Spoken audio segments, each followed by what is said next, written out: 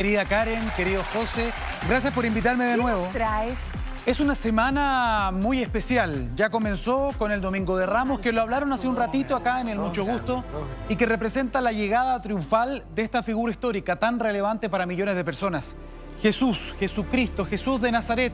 El domingo entonces llegaba a la ciudad de Jerusalén, se dice, según lo que se relata, sobre un burro, y lo recibieron con palmas. Esa fue la llegada de quien era considerado en ese momento un profeta, el Mesías, quien traía la revelación, la buena nueva, llega entonces a Jerusalén y por eso se celebra con estas palmas. Acá lo hacemos con otro tipo de rama, porque no tenemos palma, sí. Rama de olivo, ¿no? Lo estamos viendo ahí, pero también representa el comienzo de lo que iba a ser el martirio, ¿no? Y la crucifixión también. Entonces, bueno, marca porque esta además semana. ser recibido de esta manera inmediatamente enciende las alarmas. O sea, había mucha gente esperándolo y es recibido como un rey.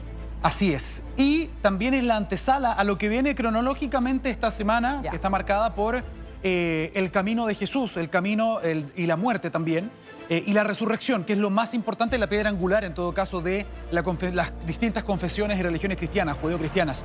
Y es muy importante esto porque se viene la última cena. Sí. En los próximos días. Hay cuadros que retratan esto que son famosísimos, tú los has visto, mi querido José, también Karen. Y hay un objeto. Todos los objetos que están relacionados con la historia del Jesús histórico, valga la redundancia, se han considerado reliquias, mitos, objetos que tienen un poder y que representan un símbolo muy importante. Hablábamos en su momento, tú hablabas de la Vera Cruz, de la cruz en la que fue crucificado Jesús, que se dice que algunos fragmentos han dado vuelta en medio de la realeza. Tal cual. Pero también hay otro objeto que ha sido, valga la redundancia de nuevo, objeto de muchas búsquedas. Oye, nunca se ha encontrado. ¿Hay tanto misterio respecto de este objeto? Exactamente. Y de Estamos hecho, hablando de el Santo Grial. Y de hecho, cada vez que uno habla respecto de algo que se quiere conseguir, del fin último, uno dice ese es el Santo Grial de... El cáliz, Claro, ¿qué es el Santo Grial? El Santo Grial, según los relatos, según las pinturas, según los evangelios, es la copa, es una copa, es un cáliz que habría ocupado Jesús en la última cena con sus discípulos, un día antes de que fuera traicionado, un día antes de que comenzara su camino hacia la crucifixión, el martirio y la crucifixión. Se habla mucho respecto de esta copa porque habría representado después también un objeto que recoge José de Arimatea, que no solamente lo usa Jesús en su última copa y que representa la Eucaristía. Hoy día los sacerdotes todavía ocupan una copa en la misa y esto representa justamente esta copa, el cáliz o el Santo Grial que ocupó Jesucristo en esta última cena con sus discípulos, donde, si ustedes se recuerdan, según la historia bíblica, le dice a sus discípulos, uno de ustedes me va a traicionar, ¿se acuerdan? Y ahí Judas se va de esta última cena. Bueno, este cáliz lo habría utilizado después, según algunos relatos, José de Arimatea, también para recoger la sangre de Jesús después de la crucifixión. Esa es la leyenda, el mito que hay detrás de este objeto. Algunos dicen que nunca existió, otros dicen que sí, que fue saqueado, que fue robado, que fue buscado también en las cruzadas, que fue recuperado, que pasó de mano en mano. Esto ha estado también en el cine. Si a ustedes les gusta el cine también, ustedes han visto, hay una película que yo la vi en mi infancia y que me gustó muchísimo, que era Indiana Jones. Y en una de las películas de Indiana Jones, de hecho, buscaban el Santo Grial. ¿Se acuerdan ustedes? Sí, claro. Y lo hacían elegir al final cuál era el real. Ya habían unos de oro, con plata, y había otro que era de madera. Y él decía, bueno, el papá de Jesús era José, un carpintero, probablemente... Puede ser de madera. Era de madera. Entonces hay mucha mitología en torno a esto y es considerada una de las reliquias más importantes de todos los tiempos que nunca ha sido encontrada. Oye, no está, o sea, físicamente no existe, al menos a disposición, digamos, del público. ¿No? Es como una leyenda este. Exactamente, exactamente. Esto aparece también en algunas novelas, en algunas poesías romanas, mucho después de la muerte de Jesucristo. Mira, hay algunas copas en la actualidad, hay algunos cáliz que se dice que podrían ser. Son teorías que son reales. ¿Dónde están? Por ejemplo, el más conocido es el cáliz de Valencia. Ahí sí que producción lo puede encontrar. Mira, este se guarda en la Catedral de Valencia. Es una copa que justamente data del siglo I a.C. Por fecha más o menos coincide. Tiene una trazabilidad histórica, se puede rastrear sus orígenes desde Jerusalén a Roma y luego también a España. De hecho, fue utilizado por varios papas en celebraciones litúrgicas como el Grial o el Santo Grial, al menos el más verosímil. Se dice que este podría ser uno. no es el único y esto está disputado.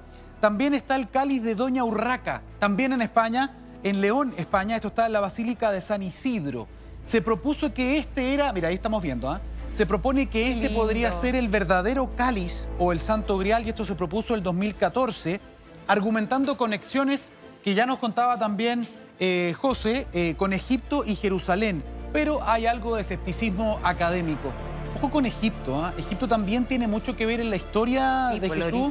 Nos contaba también José que le tocó ver esto. Fuiste tú, ¿no? Ayer, José, que nos contaba la conexión de Egipto, que hay una basílica. Sí, hay una capilla. Lo que pasa es que, bueno, Jesús, María y José, cuando se dan cuenta de que está instalado en el Imperio Romano la idea de que van a ser el hijo de Dios, digamos, y que va a concentrar poder desde Roma, se sentía que aquí venía una amenaza y empiezan a matar a los niños, digamos. Entonces, Jesús, María y José escapan, María y José con el niño entre los brazos, y se refugian en lo que hoy día es el Cairo. Y al parecer permanecen escondidos en una capilla muy pequeñita que está en el corazón del Cairo y que uno la puede visitar. Ellos te dicen que ahí estuvo, digamos... Me dicen que esa capilla es pequeñita y se llama la Capilla de San Sergio. Sí, muy pequeñita. Sí. O sea, no sé, es muy chiquitita, pero uno la puede, digamos, visitar y es bien sobrecogedor. Respecto de esta historia, de este cáliz, de la copa que habría usado Jesús en la última cena, antes de comenzar el martirio, antes de ser traicionado, ¿no? Cuando le dan un beso, ¿se acuerdan el relato? Sí, claro. Para que los guardias romanos supieran quién era Jesús. Bueno, otras teorías dicen que el Santo Grial nunca ha sido encontrado, que estos dos cáliz, estas dos copas, son sustitutos, que no son los reales. Bueno, algunos dicen que los templarios, los caballeros templarios, se lo habrían llevado a Escocia y que podría estar enterrado en un lugar específico conocido como la Capilla Roslin. Esa es una de las teorías, ¿no? Y hay otra que dice que estaría en Roma, enterrado en subterráneos secretos del Vaticano. Y ahí estaría este Santo Grial. ¿Y eso lo sabe alguien? O sea, ¿alguien lo vio ahí en el Vaticano? La verdad es que todo esto se va construyendo sobre rumores, sobre pasillos, sobre historias, sobre poemas. Oye, y hay otra teoría más, Daniel, que habla de algo, porque se piensa que también puede ser una piedra con una forma así, ¿no? Y que es imposible encontrarla a estas alturas. Y que más bien esto del cáliz habla de la figura femenina. Y que todo esto habría sido metafórico. Y a lo que se refiere finalmente es a la Virgen María o a la figura de María Magdalena. Entonces, este que no hay cáliz, un cáliz físico en el... Que no hay un cáliz físico, sino que lo que se refiere es a la vida.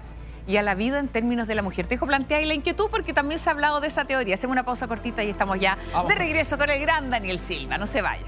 Para nuestro querido Daniel Silva, con estos misterios de Semana Santa y en torno a esto que es el cáliz, el Santo Grial, que ha sido, como lo decías tú, una reliquia, ¿no? Buscada intensamente por la humanidad durante tantos y tantos siglos. La reliquia más importante para el cristianismo, por lejos. Reliquia que no ha sido encontrada, se ha disputado, se cree que hay algunos candidatos en algunas iglesias católicas. Sin embargo, la verdad final, existió este cáliz, existió esta copa que utilizó Jesús y que ha sido retratado en pinturas, en el Evangelio también. Existió realmente esa copa y que después habría servido como receptáculo, dicen, de la sangre de Jesús en la crucifixión, bajo el crucifijo. La verdad es que esto no lo sabemos. Todo esto es parte de historia que se mezcla con los evangelios, que se mezcla también con algunos misterios, ¿no? Se le atribuye incluso poderes míticos a esta copa que no ha sido encontrada. Oye, que podría tú que eres hombre de ciencia, esto porque ayer nos hablabas de las plantas que han encontrado ahí en unas colinas y que a lo mejor, porque esto de acuerdo a lo mejor a la cultura, en ese momento sí existían esas piedrecitas o esas... Cortito, ¿no sientes un olor especial? ¿Sí qué es? Hay como un olor como a cáliz, como a fuego, ¿verdad? Como a cera, como que algo está pasando en este estudio. ¿No sienten ustedes? Yo sí lo siento. ¿Pero qué es? Hay un olor, no sé. Pensé que habían echado algo. No. Pensé que habían como un incienso, como algo Hay un así, olor, ¿no? como al altar. ¿No se dan cuenta? Sí. O, no, de verdad, para la gente que está en la casa, no estoy bromeando. Hay un olor como el olor que hay en el altar. Sí, yo pensé que habían echado algún producto. No han echado nada. ¿Entraste tú como no, porque yo lo sentí, estaba entrando acá, estaban hablando del tema y dije, y relacioné inmediatamente ese aroma con el aroma que hay en el altar cuando están las velas, en fin, como la cera, no sé. Bueno, raro. parte de los misterios, dejémonos De verdad lo digo. aroma, porque es un aroma delicioso. Es un detalle agradable. un buen olor. Sí, Es es un buen olor. rico olor. Para hablar Parte de los Sí, misterios ¿verdad? y también de algunas cosas que son sensoriales y que podemos nosotros percibir acá, que de hecho José lo pone sobre la mesa, interesante. El cáliz, la copa, se sigue utilizando hasta el día de hoy en las liturgias, en las misas, en la Eucaristía, ¿no? Y representa, cuando se lo toma el sacerdote, la sangre de Cristo, ¿no? Aquí hay diferentes interpretaciones. La más común, la más conocida, la más respetada, la más consensuada, es que esta copa, este cáliz, este santo grial, lo habría ocupado Jesucristo en la última cena.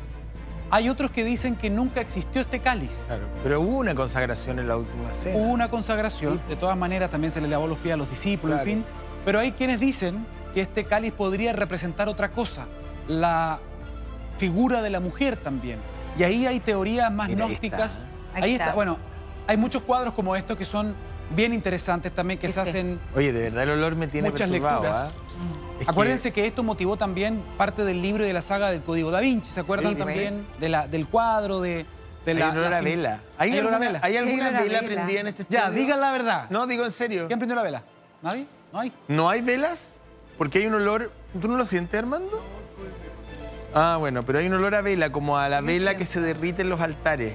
¿Cachai? De verdad, no sé. Pero es un aroma bien agradable, bien No, rico. sí, un aroma rico, pero es como el que uno asemeja. Estamos como a inundados de un aroma bien especial. Entre flor, vela. Increíble. Bueno, en fin, ya, sigamos.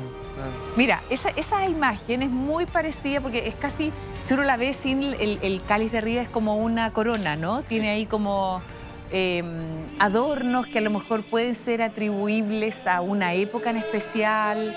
A propósito, decía yo, de lo que tú mencionabas con las plantas, ¿no? De dónde pudo haber sido sepultado Jesús antes de resucitar. Esto también a lo mejor tiene algunas características que son o que corresponden a esa época, que corresponden a lo mejor a la usanza de ese momento. Mira, estos son cuadros que están hechos en base a relatos bíblicos, también a evangelio.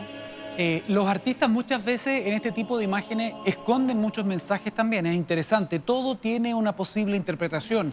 Las miradas, quienes están más cerca, en este caso, de quién era considerado el Mesías, el ungido, Mesías que en griego se dice Christos, por eso también se hablaba de Cristo. ¿Dónde está el traidor? Donde está también quien es considerado, mira tú, y yo recuerdo cuando era chico en mi barrio se quemaba un Judas, ¿te acuerdas? Existía una tradición. Claro, en ese sentido el traidor, entre comillas, que es Judas, que él lo vende por estas monedas y que luego se suicida por monedas de oro para identificarlo, pero esto era parte del plan divino. Alguien tenía que traicionar a Jesús. Entonces, cuando se ve como villano a Judas, hay que tener un poco de cuidado también en eso, porque era parte de este plan. O sea, parte del plan era que Jesús iba a pagar todos nuestros pecados y que iba a caminar y que iba a ser martirizado y que iba a ser crucificado. Incluso también se dice, según los relatos bíblicos, ¿no?, que Jesús estaba un poco asustado respecto de esto y él habla con su padre, ¿no? ¿Te acuerdas cuando suda sangre? Sí. Que Jesús está orando y le dice, Padre, de verdad tengo que pasar por esto. Hay una frase específica que dice, si le puedes sacar de encima este peso. Y le dicen que no. Y él suda sangre, dicen. Y eso es un fenómeno físico. Es un fenómeno físico que existe. Cuando uno se expone a una presión, a un estrés, a algo muy, muy fuerte, uno puede llegar a sudar algo parecido a la sangre. Entonces, es muy interesante. Es como que el dolor de su madre, de la Virgen, tampoco podía eliminarse. O sea, había que seguir ese plan divino de alguna manera. Exacto, ¿no? Para perdonar los pecados de la humanidad. Pero además él sabía por todo lo que iba a pasar, porque según los relatos esto fue terrible, o sea, fue una agonía permanente, ¿no? Lo martirizaron en el camino, lo golpearon, cargar la cruz, la corona, en fin. Entonces, en esta última cena, él ya está decidido a que esto va a pasar. Esto, de hecho, pasa pocas horas después de la última cena. Y aquí es cuando comparte este cáliz y toma esta copa en esta última cena. Entonces, es muy interesante toda la simbología. Quiero decir algo cortito, vamos a ir a la pausa, sí. Yo no soy católico, no tengo formación, tuve formación católica, pero luego, bueno, por razones personales uno escoge otra línea. No es que no crea en nada, pero tengo un rollo ahí como existencial personal, como mucha gente. Pero puedo requete contrajurar que lo que acaba de pasar en el estudio es real. Estábamos hablando del cáliz y yo percibí un aroma muy intenso a vela derretiéndose, que es el mismo aroma que hay en torno al altar, generalmente. Y que llega como con bocanada. De Sí, repente, yo reconozco que pensé que tú habías traído algo, un producto o algo así. No, yo estaba ahí y empecé a sentir, ¿por qué hay un olor a vela? Pues dije, como a vela, como a... Sí, sí, No, lo sentí muy fuerte. Katy, no te juro que no estoy Precioso, mintiendo. sí. O sea, yo... Sí, es que empezamos con el José se integró después. Y dije, pero ¿por qué hay este olor? sí, pues, que es un olor muy bien, propio de las iglesias. pero como con bocanadas que llega de pronto. Así, Y no hay como que ninguna no- vela prendida en el estudio. No hay velas. Nadie ha intervenido el estudio, nadie está limpio. ¿No hay velas por allá? ¿No hay ni una vela prendida? Allá huele, dice que sí, También huele. hay ¿Ves el mismo que hay olor. olor a vela en el estudio y no hay vela? Qué Vamos a una impresionante. pausa y ya estamos de vuelta. Muy raro. ¿Qué puede ser? Estamos hablando hoy día de los misterios de Jesucristo, figura importantísima de la cultura judeocristiana, especialmente esta semana. Y estamos dedicando este capítulo al Santo Grial. Oye, nos detenemos un segundo porque José hizo alusión a este olor que se sentía tan especial y ahí nos escribían y nos ponían, mira, que hay algo que dice Jesús que es donde haya dos reunidos en mi nombre estaré yo. Y parece que algo de Ay, ese el ambiente olor a- pasó. Yo no sé si estoy, de verdad, si estoy afectado por lo que Místico está con dijiste, nosotros, con un pero misterio siento todavía precioso. un... Yo ya menos, pero en un momento fue muy intenso. Sí, pero, sí. pero buscaste... Busqué... ¿Por qué puede pasar aquello? Mira, me están escribiendo, yo tengo que dar el crédito, me dice que no diga su nombre, pero hay relatos a lo largo de la historia religiosa, especialmente en el cristianismo, de fenómenos que son considerados místicos, en algunos casos milagrosos, que incluyen la aparición espontánea de un olor agradable. Ya, ¿ves? Sí, Se lo que yo describe, sentí. por ejemplo, olor a flores, A vela. incienso, miel o velas. ¿Viste? Algo dulce. Sin Es que una sí. fuente física aparente. Es un fenómeno que ha sido descrito Ya, ¿y qué significa qué cosa? en varias ocasiones y tiene un nombre. Se conoce como olor de santidad. Olor de santidad. Qué bonito. Que emana de personas, y esto está registrado en la historia, de personas que son consideradas santas de sus cuerpos tras su muerte o durante experiencias místicas, Ahora empezó de nuevo. como Mira, visiones, mira. éxtasis. Ahí hay de nuevo, sí. De hecho, representa todo lo contrario al mal. Cuando se dice que está el mal o el diablo, se dice que ahí se percibe un olor a descomposición. Ya. Un mal olor. Esto es lo contrario. Es Mira. un olor agradable, fragante. Mira de lo que hemos sido testigos grato. esta tarde. Qué bonito. Mira de lo que hemos sido Qué bonito. testigos. Sí, no, bien especial Otro misterio. lo que pasó, un misterio aquí mismo en el estudio, En el estudio. que yo insisto, yo no soy dado a creer en nada de estas cosas, yo lo he dicho varias veces, Pero sentiste el olor. pero cuando Dani? José pues si menciona sí, eso, pues si el olor era fuerte. yo había asumido que algo habían utilizado aquí en el estudio, una No. fragancia, un Nada. spray. o Es algo. raro que se prenda una vela en